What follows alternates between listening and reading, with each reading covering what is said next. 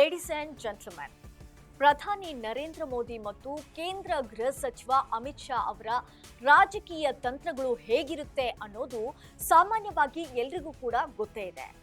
ಇತರ ಪಕ್ಷದಲ್ಲಿರುವಂತಹ ಪ್ರಭಾವಿ ನಾಯಕರನ್ನ ತಮ್ಮತ್ತ ಸೆಳೆಯೋದು ಹೇಗೆ ಅನ್ನೋದು ಒಂದ್ ರೀತಿ ಇವರಿಗೆ ಜನ್ಮದತ್ತವಾಗಿ ಬಂದಿರೋ ಶಕ್ತಿ ಅಂದ್ರೆ ತಪ್ಪಾಗಲ್ಲ. ನಾನು ಯಾಕೆ ಈ ಮಾತನ್ನ ಹೇಳ್ತಾ ಇದ್ದೀನಿ ಅಂದ್ರೆ, ಮೊನ್ನೆ ಅಷ್ಟೇ ರಾಘವ್ ಚಡ್ಡಾರನ್ನ ಬಿಜೆಪಿಗೆ ಸೇರಿಸಿಕೊಂಡ್ರು. ಈಗ ಇವರ ದೃಷ್ಟಿ ತೆಲಂಗಾಣದ ಮೇಲೆ ಬಿದ್ದಿದ್ಯಾ ಅನ್ನೋ ಸಂಶಯ ಕಾಡ್ತಾ ಇದೆ. ಹಾಗಾದ್ರೆ ತೆಲಂಗಾಣದಲ್ಲಿ ಬಿಜೆಪಿ ಮೈತ್ರಿ ಮಾಡಿಕೊಳ್ಳೋ ಸಾಧ್ಯತೆ ಇದೆಯಾ? ಏನಿದು ಪಿಎಂ ಮೋದಿ ಹೊಸ ತಂತ್ರ?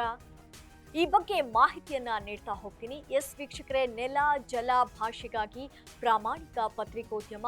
ನೀವು ನೋಡ್ತಾ ಇದ್ದೀರಾ ಫೋಕಸ್ ಟಿವಿ. ನಾನು ರೂಪಲತಾ.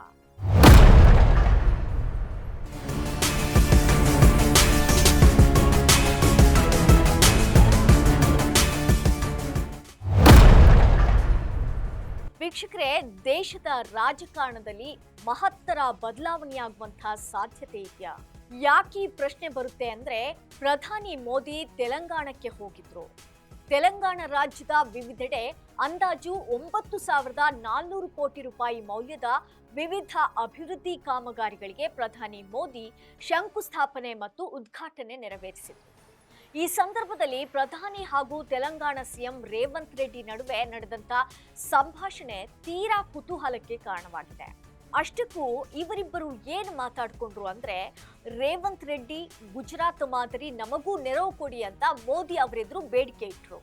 ಅದಕ್ಕೆ ಪ್ರಧಾನಿ ಮೋದಿ ನನ್ನೊಂದಿಗೆ ಕೈ ಜೋಡಿಸಿ ಅಂತ ನಗ್ನಗ್ತಾ ಹೇಳಿದ್ರು. ಸೊ ಪ್ರಧಾನಿ ಮೋದಿ ಅಥವಾ ಬಿಜೆಪಿಯ ಮೈಂಡ್ ಸೆಟ್ ಹೇಗಿದೆ ಅನ್ನೋದು ಇದರಿಂದಾನೇ ಗೊತ್ತಾಗತ್ತೆ. ಇವರಿಗೆ ದಕ್ಷಿಣದ ರಾಜ್ಯಗಳಲ್ಲಿ ಅಭಿವೃದ್ಧಿ ಆಗ್ಬೇಕು ಅಂದ್ರೆ ಅಲ್ಲಿ ಬಿಜೆಪಿ ಅಧಿಕಾರದಲ್ಲಿರ್ಬೇಕಾ? ಬಿಜೆಪಿ ಸರ್ಕಾರ ಇಲ್ಲ ಅಂದ್ರೆ ಅಭಿವೃದ್ಧಿ ಮಾತೇ ಇಲ್ವಾ?